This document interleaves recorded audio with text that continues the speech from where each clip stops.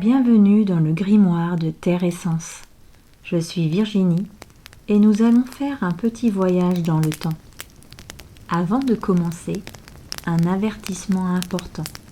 Ce que tu vas entendre est culturel et historique. Il s'agit de croyances, de récits, de pratiques d'un autre temps. Rien de tout cela n'est à reproduire. Ce contenu n'explique aucune méthode et ne donne aucune instruction.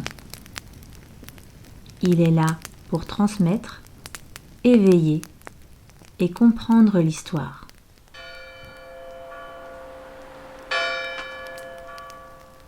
Au Moyen Âge, un mot résonne.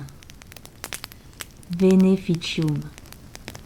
Il désigne à la fois l'empoisonnement et le maléfice. Le monde se lit à travers les humeurs, le chaud, le froid, le sec, l'humide. Entre foi, médecine ancienne et alchimie. Quand surviennent famine, peste, malaise soudain, l'esprit cherche un coupable, la sorcière, l'apothicaire, la sage-femme, l'étranger. La peur du poison invisible devient un langage social. On chuchote, on soupçonne, et la preuve manque souvent. Mais la rumeur, elle, suffit.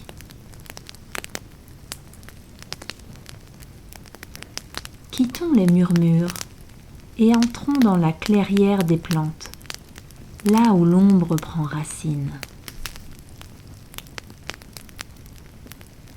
Certaines plantes fascinent et effraient à la fois. On les dit capables de guérir et d'égarer. Il y a la belladone. Aux grands yeux noirs, elle dilate les pupilles et les récits lui prêtent vision et confusion. La jukiam, aux fleurs veinées de sombre, son odeur entêtante s'accole au vertige et aux songes épais. La datura, souvent liée aux ongues nocturnes des légendes et aux histoires de vols mystérieux dans la nuit. L'aconite, qu'on surnomme Tulu.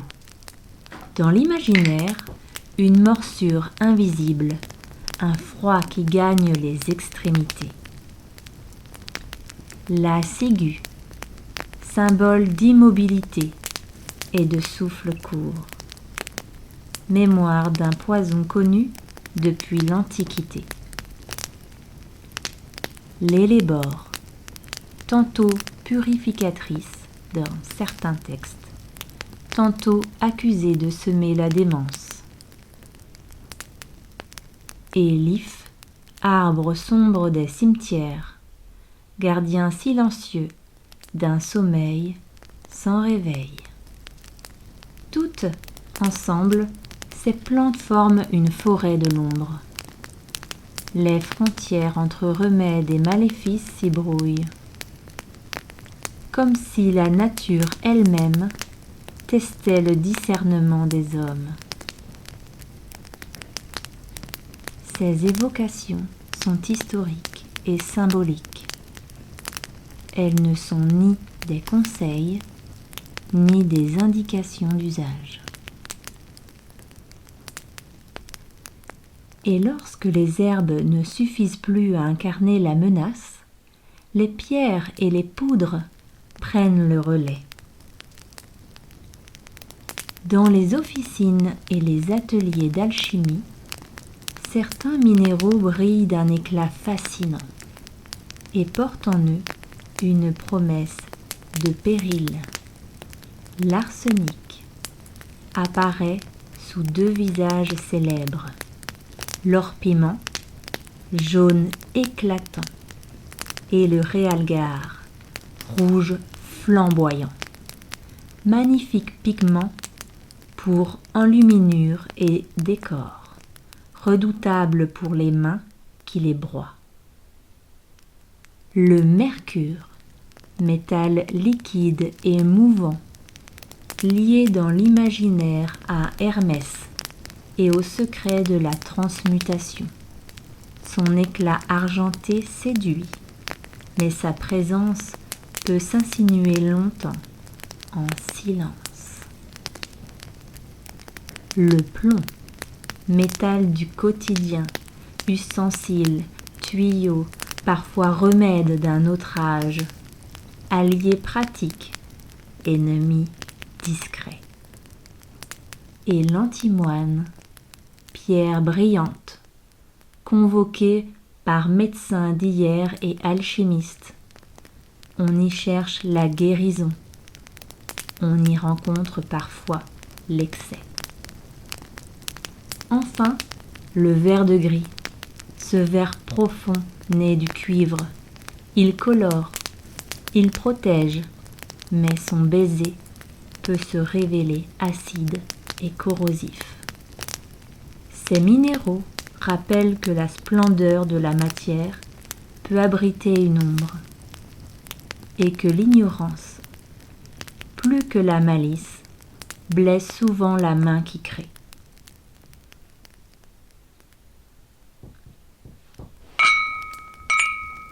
Pourtant, ce n'est pas seulement dans la poussière des ateliers que l'on craignait le poison.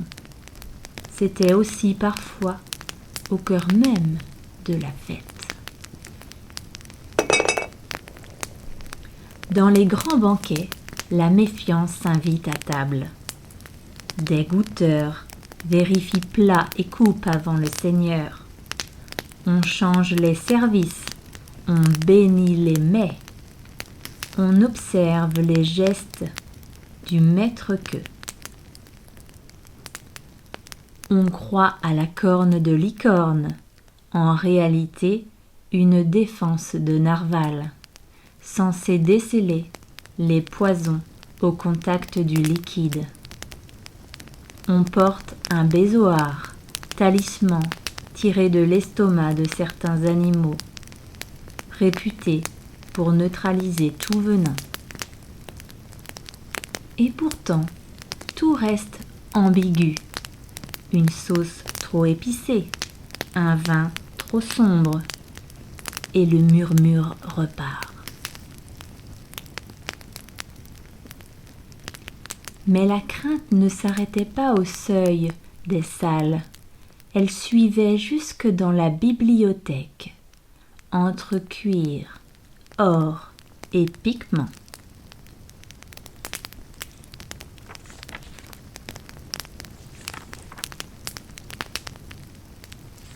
La rumeur parle de livres mortels, des reliures, des tranches, des signets enduits de substances. On imagine le lecteur, doigt humecté, et la poudre qui, peu à peu, s'insinue. La réalité plus sobre montre surtout des pigments à risque. Or-piment, réalgar, vert de gris. Ils menacent d'abord l'enlumineur et l'artisan qui les prépare, non le lecteur. Mais le mythe du manuscrit piégé hante encore l'imaginaire. Et au-delà des objets, les récits évoquent des gestes, des poudres soufflées, des figures de cire, des peurs qu'on tente de conjurer. On raconte des poudres soufflées sur des vêtements, des poupées de cire piquées d'aiguilles, des ligatures et des murmures murés dans la nuit. Face à cela, on oppose prière, amulette, fumigation bénie. Les femmes du savoir, herboristes, sages-femmes, guérisseuses, sont gardiennes de connaissances et cibles faciles d'accusation. Nous décrivons ici des représentations et des peurs d'époque, non des pratiques à imiter.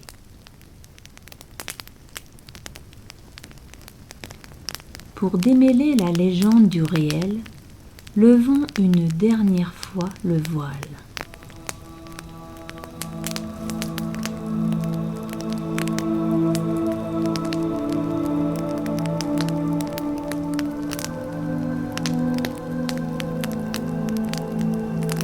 Mythe et réalité. Mythe. On empoisonnait partout, tout le temps. Réalité. Les cas attestés sont moins nombreux que les récits, mais la peur était immense. Mythe. Les livres tuaient leurs lecteurs. Réalité. Les pigments posaient surtout problème aux artisans.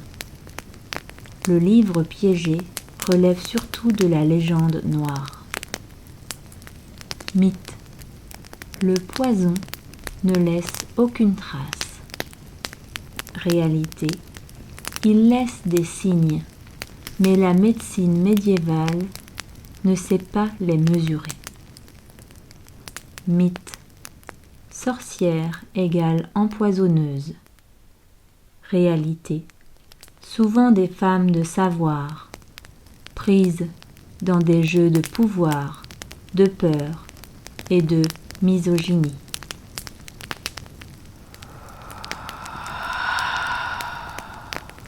Ainsi se referme la toile invisible du banquet au grimoire, de la plante à la poudre.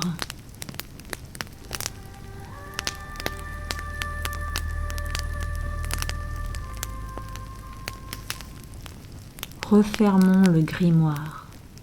Les poisons du Moyen-Âge nous parlent de peur, de pouvoir et de l'éternelle quête de lumière face à l'invisible. Aujourd'hui encore, ces récits fascinent et interrogent, mais ils ne sont que mémoire. À nous de choisir la clarté, la prudence et la conscience.